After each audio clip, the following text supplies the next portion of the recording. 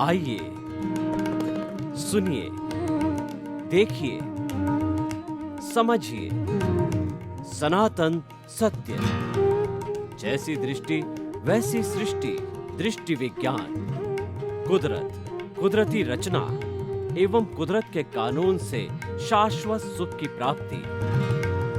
जोधपुर के परम पूज्य महात्मा उपासक प्रोफेसर डॉक्टर सोहन राज तातेड़ के निर्देशन में सनातन सत्य। जैसी दृष्टि वैसी सृष्टि, दृष्टि विज्ञान।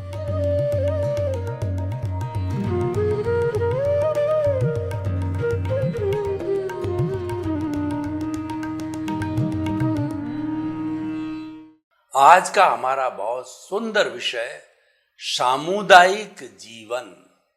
इसका अर्थ ये हुआ है कि सभी हिल मिल करके जीवन जीना, सापेक्षता का जीवन जीना, परस्परोपग्रो जीवानाम का जीवन जीना, live and let others live का जीवन जीना, शांतिपूर्ण से अस्तित्व से जीवन जीना।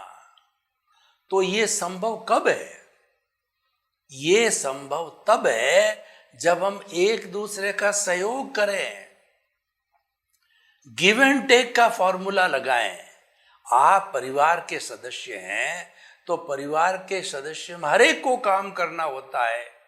एक परिवार में 5 सदस्य होते हैं, 4 काम करता है, 5 केवल आराम करता है, तो 4 के दिमाग में आएगी कि ये तो बैठा बैठा खा रहा है, ये तो आराम से खा रहा है, काम कुछ करता नहीं है। तो उसको देख के दूसरा बिगड़ेगा, तीसरा बिगड़ेगा, क्योंकि वो भावना बिगड़ती जाती है। और सभी 5 काम करे, भावना बिगड़ने का प्रश्न ही नहीं है।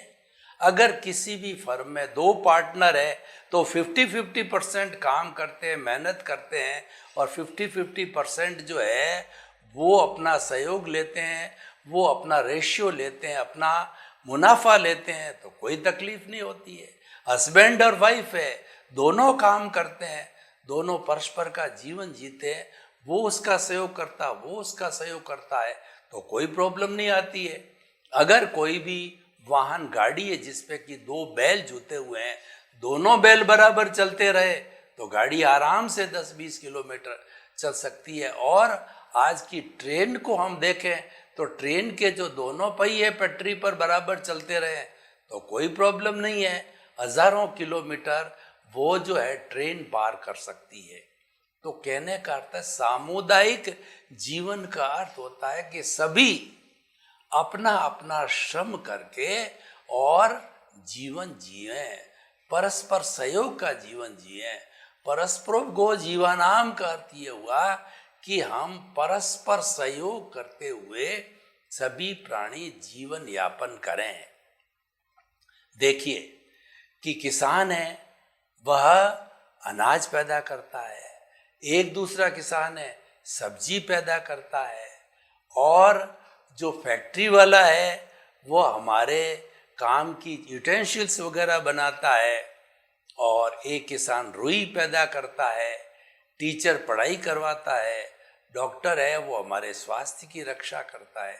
सभी ईमानदारी से हम अपना अपना काम करते हैं तो एक अच्छे राष्ट्र का, एक अच्छे समाज का, एक अच्छे परिवार का निर्माण होता है। और जहाँ कहीं भी विषमता आई, यानी असामुदायिक जीवन हमने जिया, तो वह कहीं न कहीं प्रॉब्लम करेगा। कैसे करेगा? हमारे शरीर के अंदर सत्व, रजस और तमस तीनों सम रहते हैं तो हम स्वस्थ रहते हैं। वात, पित्त, कफ तीनों सम अवस्था में रहते हैं तो हम जो है वो सुखी जीवन जीते हैं, हम स्वस्थ रहते हैं। विषमता आते ही हम अस्वस्थ हो जाते हैं। अगर हमारा क्रोध, अहंकार, माया, लोभ वो उपशमन है, वो समता की अवस्था में है, तो हमारे कोई तकलीफ नहीं आती है। लेकिन क्रोध फुफकारने लग जावे, अहंकार फुफकारने लग जाए, माया फुफकारने लग जावे, लोभ जो है डंक डसने लग जावे, तो हमारा जीवन अच्छा कहाँ से होगा, सम कहाँ से होगा। और पूरे समाज जो है उसकी सबसे छोटी इकाई मनुष्य है। सुधरे व्यक्ति समाज, व्यक्ति से राष्ट्र स्वयं सुधरेगा। अगर व्यक्ति सुधरा हुआ है, व्यक्ति सही काम करे, व्यक्ति एक रोल मॉडल है। आपने एक अच्छी स्कूल का मॉडल बना दिया पूरे गांव के लिए, पूरे शहर के लिए, पूरे जिले के लिए, पूरे देश के लिए एक रोल मॉडल बन जाए। डीपीएस ने क्या किया, उसने एक मॉडल बनाया और उस मॉडल को अलग अलग जो है तहसील हेडक्वार्टर तक बिखेर दिया और सब सक्सेसफुल चल रहा है। सब में एक सी पॉलिसी चलती है, एक सा क्राइटेरिया है, एक सी चीज है, सब रोल मॉडल के अनुसार चलते हैं। तो हम ये कहना चाहते हैं कि सामुदायिक जीवन का एक रोल मॉडल होना चाहिए। रोल मॉडल क्या है? सभी अपना अपना कार्य परिश्रम के साथ, ऑनेस्टी के साथ, डिवोशन और डेडिकेशन के साथ करें तो प्रॉब्लम कभी नहीं आती है। प्रॉब्लम क्या आती है कि व्यक्ति स्वार्थी बन जाता है, व्यक्ति अपराध करने लग जाता है, व्यक्ति लाइन शेयर कर लेने लग जाता है, व्यक्ति लोभी हो जाता है, तब विषमता पैदा होती है। हमारे समाज में देखिए कि अगर कुछ अच्छे लोग भी होते हैं, कुछ बुरे लोग भी होते हैं। अच्छे लोग होते हैं वो जनता की सेवा करते हैं, सब काम रीजनेबल करते हैं। डॉक्टर है अपनी फीस लेता, कोई प्रॉब्लम नहीं, तो फीस लेगा ही, लेकिन 200-300 रुपये जितनी फीस ली है उसका पूरा डायग्नोसिस करना, उसका पूरा जो है ईमानदारी के साथ में उसको चेकअप करना, वेल बिहेवियर करना तो अच्छी बात है। लेकिन 300 रुपये तो ले लिए, लेकिन कोई तहकीकात नहीं की, उल्टी सीधी दवाई दी, वो बेचारा और बीमार पड़ गया। और डॉक्टरों को देखिए कितने लोभी हो गए, कितने लुटेरे हो गए हैं कि जो डॉक्टर लुटेरे हैं। मैंने सेवा की बात की, सेवा वाला डॉक्टर तो यही कहेगा भाई साहब आपके कुछ भी नहीं है, 200-300 रुपये अपनी फीस ली, मगर मैं एक छोटा सा टेस्ट करा देता हूँ, और वो टेस्ट भी बड़ा भारी नहीं लिखेगा, वो छोटा सा टेस्ट जो है लिखेगा, छोटा सा एक्सरे करवा लिया, अब एमआरआई करवाओ, और उसके बाद में कितने कितने आजकल हो गए हैं। और वो अनुभवी है, छोटे से टेस्ट से उसने देख लिया कि बीमारी है, कुछ ही पैसों में, कुछ ही समय में उसको ठीक कर दिया। और लुटेरा डॉक्टर होगा तो वो कहेगा एमआरआई करो, अरे आपके इतना दर्द बढ़ गया है, आपके तो जो है वो हार्ट अटैक होने वाला है, आप जो है वो ये कराओ, वो कराओ, सारी चीज करते करते बाईपास सर्जरी करके 4-5 लाख रुपए का चूना तक भी लगा देता, और इतना बहम के अंदर पेशेंट को डाल देता है कि पेशेंट तो देखता है कि खर्चा हो तो कोई बात नहीं, मेरा जीवन तो बचेगा। तो यहाँ विषमता पैदा होती है। समाज के अंदर विषमता पैदा करने वाले लोग होते हैं, सज्जन भी होते हैं, दुर्जन भी होते हैं। जिस समाज में सभी सज्जन लोग होते हैं वो सामुदायिक जीवन होता है, और जिस समाज के अंदर दुर्जन लोग बढ़ते जाते हैं वो असामुदायिक जीवन हो जाता है। सामुदायिक जीवन का अर्थ होता है सभी को आराम मिलता है, सभी को सुख मिलता है, सभी को जो है वो सुविधाएं मिलती है, कोई भ्रष्टाचार नहीं होता, आराम से सब चीज मिल जाती है। असामुदायिक जीवन कैसे होता है कि कुछ लोग जो है काला बाजारी करके, मालूम पड़ गया कि इस चीज की शॉर्टेज हो रही है, इस चीज की फसल कम है, तो अपने गोदाम के अंदर स्टॉक करके और एक क्रिएट करते हैं कमी को, और उस चीज के दुगने तिगने भाव बढ़ा देते हैं। तो भाव बढ़ाने से जनता परेशान हो जाती है। ये असामुदायिक जीवन है।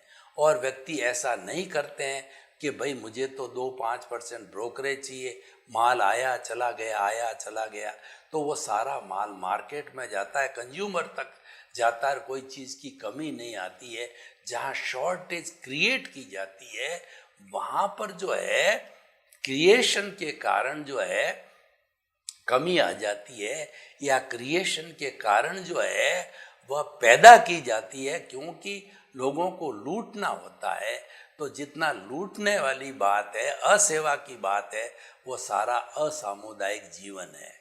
तो हमें असामुदायिक जीवन नहीं जीना है, हमें सामुदायिक जीवन जीना चाहिए।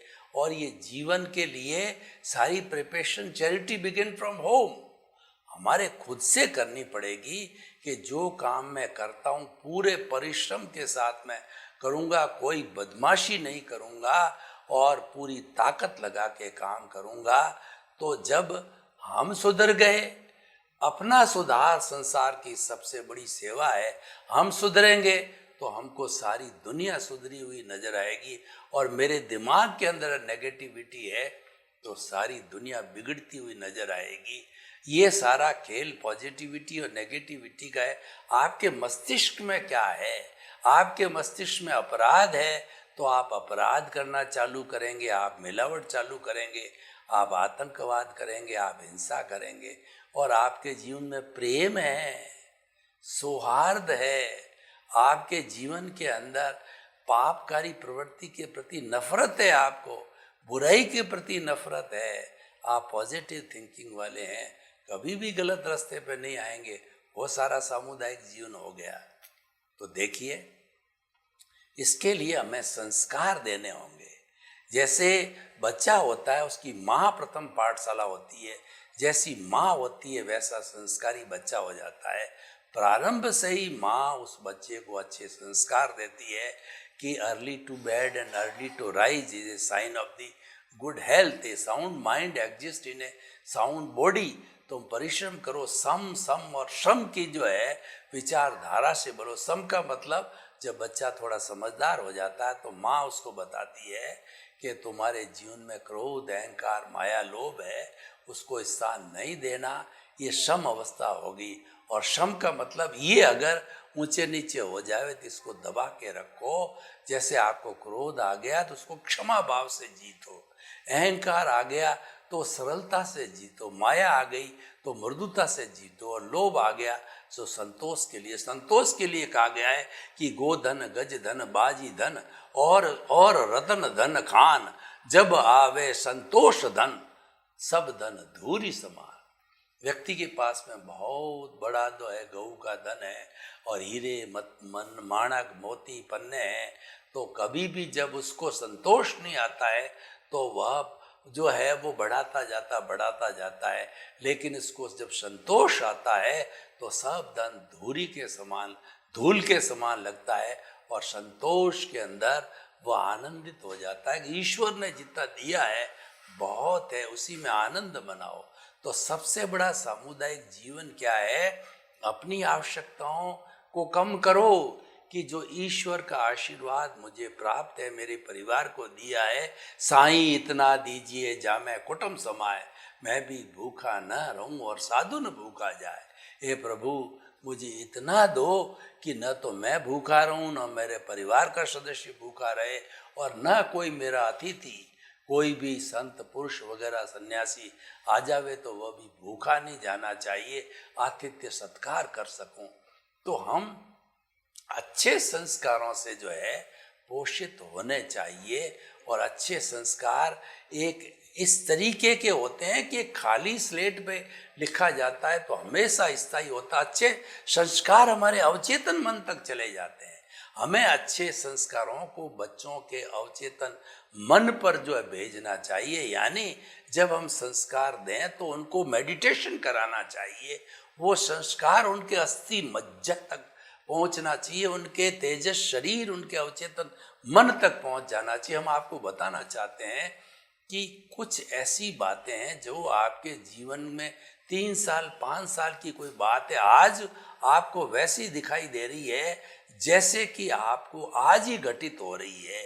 ऐसा होता है कई बार। ये क्यों होता है? को हमारे अवचेतन मन में चली जाती। अवचेतन मन में जाने के बाद कभी भूल नहीं होती। बहुत से संत सन्यासी ऐसे होते हैं कि वो 25, 30, 50 अंकों वाली संख्या है, उसको दिमाग के अंदर वो प्रिजर्व कर लेते हैं, वो अवचेतन मन में डाल देते हैं, और देने के बाद कहा जाता है मुनि जी अब वापस वो लिखते नहीं है, कोई देखते नहीं है, फिर कहते हैं अब याद करो, तो वो आँख बंद करके अपने अवचेतन मन में लिखी गई एक एक अंक को एज इट इज वापस बोल देते हैं। ऐसा क्यों होता है? कि वह चीज़ अवचेतन मन में चली गई, वह चीज़ वो तेजस शरीर में चली गई, वो अस्थि मज्जा तक पहुंच गई। तो ऐसे संस्कार दिए जाने चाहिए। हमारी गुरुकुल प्रणाली को देखिए कि गुरुकुल प्रणाली के अंदर बच्चे को पढ़ाया जाता था तो इतना ट्रेंड किया जाता था कि वो जीवों का पार्जन का काम तो करती थी, लेकिन गुणवान एजुकेशन थी, वो पंडित बनानी थी। कैसा पंडित बनाती?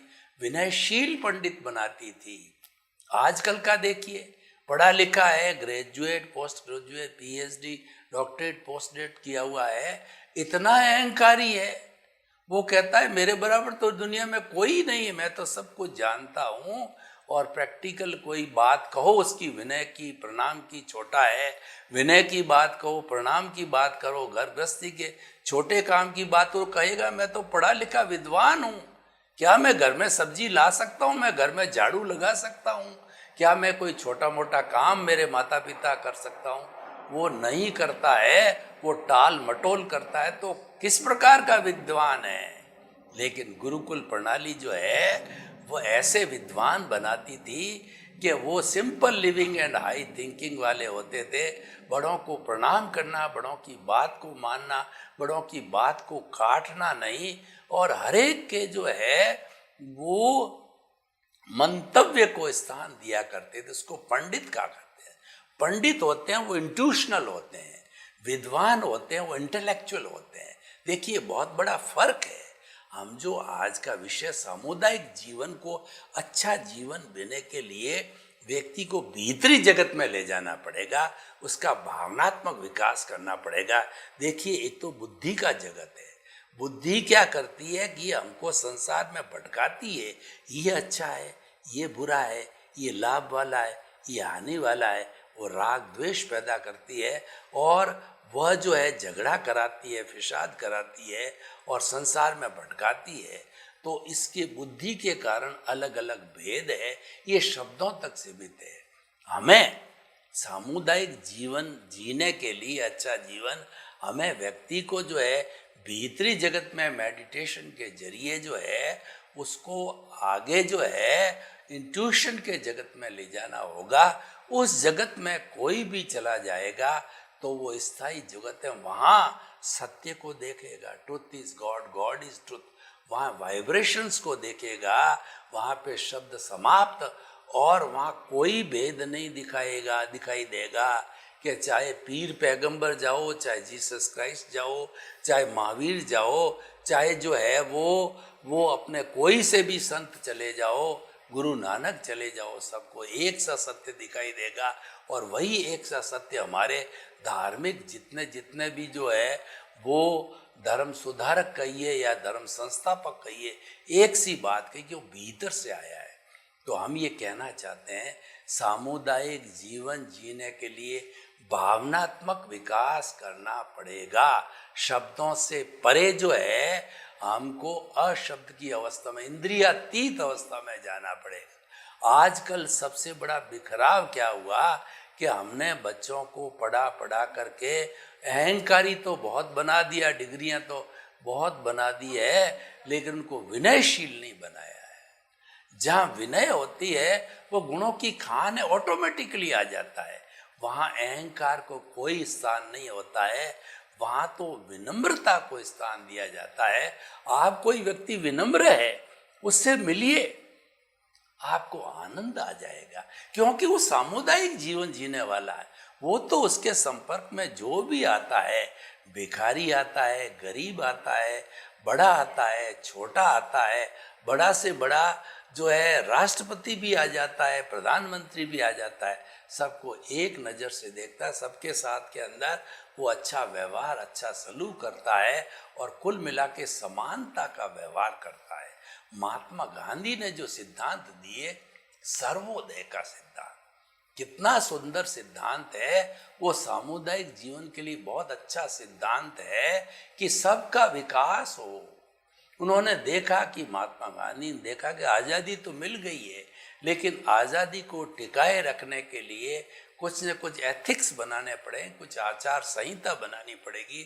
तो उन्होंने सर्वोदय, अंत्योदय, सत्याग्रह और ऐसे ऐसे नियम बनाए, सर्वधर्म संभाव, जिसमें सबका भला हो। उन्होंने कहा कि हमारा कॉन्स्टिट्यूशन ऐसा बनाओ और ऐसा बना कि जिसके अंदर जितने भारत के लोग हैं सभी उसके पार्टनर हैं, सभी उसके मालिक हैं, सबको समान अधिकार दिया जाना चाहिए। सेक्युलर सिस्टम, हमारे जो कॉन्स्टिट्यूशन की सबसे बड़ी विशेषता धर्म निरपेक्ष है। कोई भी धर्म, जाति, लिंग, भाषा किसी को कोई नहीं, all are equal. Every Indian citizen is equal to get the chance of the progress और टू डू द प्रोग्रेस। कोई भेदभाव नहीं, ये सारा सामुदायिक जीवन है। और ऐसा जब सामुदायिक जीवन होता है तो सभी सदस्य रिलिश करते हैं, ये महसूस करते हैं कि धरती पर स्वर्ग उतर आ गया है।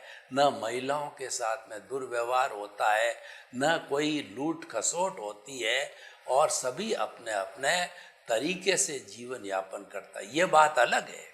कोई व्यक्ति भाग्यशाली है, कोई व्यक्ति परिश्रमी है, कोई व्यक्ति का दिमाग अच्छा चलता है तो अच्छा पैसा कमा सकता है, और कोई मंद बुद्धि है, कोई बेचारा भाग्य जिसका अच्छा नहीं है तो वो ज़्यादा नहीं कमा सकता, कोई बात नहीं है।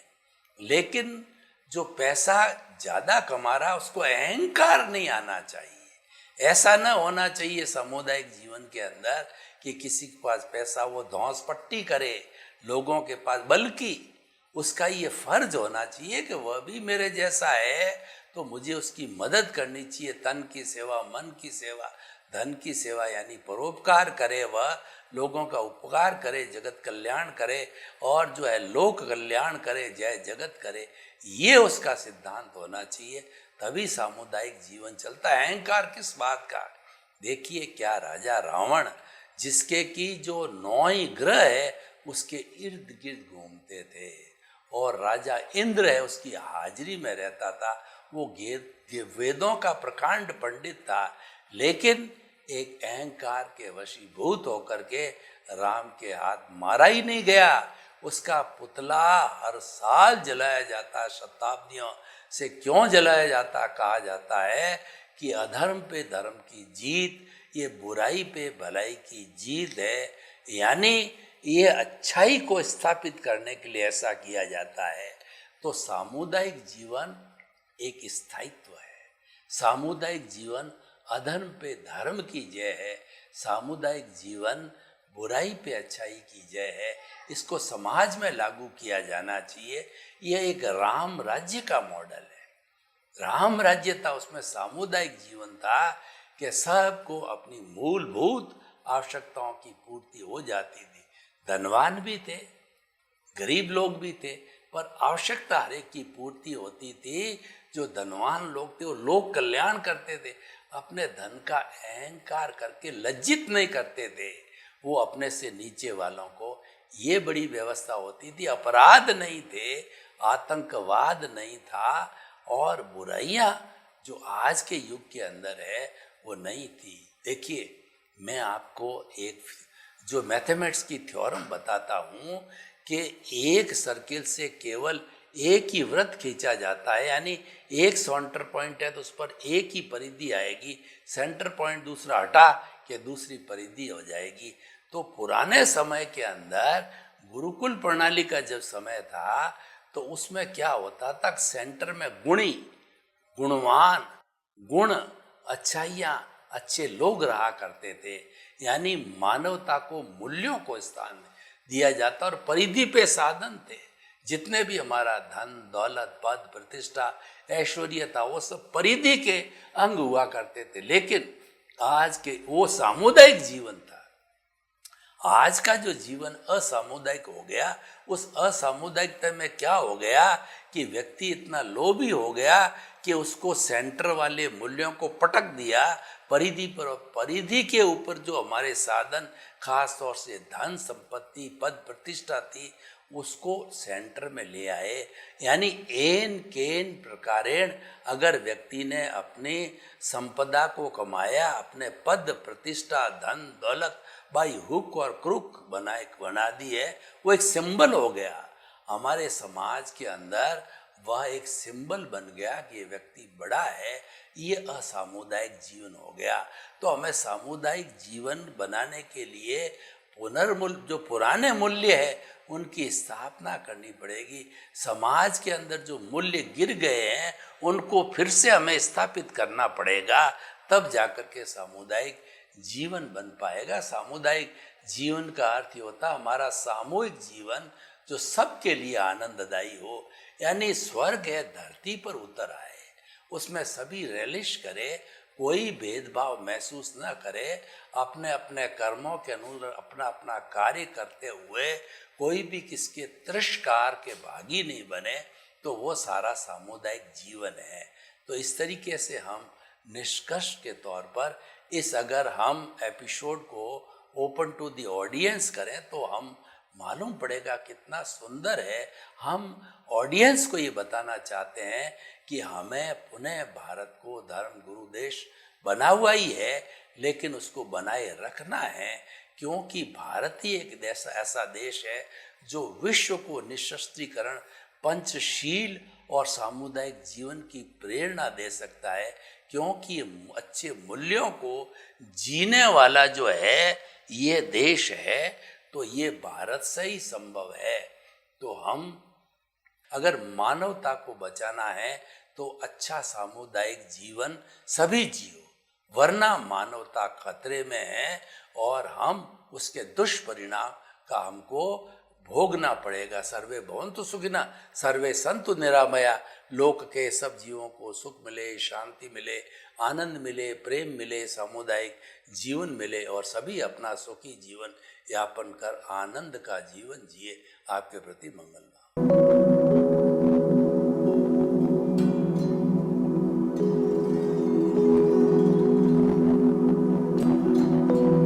एक ऐसा अंतर्राष्ट्रीय ख्याति प्राप्त मानव जो गुरु प्रेरणा से पिछले 20 वर्षों से वानप्रस्थ जीवन जीते हुए 24 घंटे मानवता की सेवा में संलग्न है।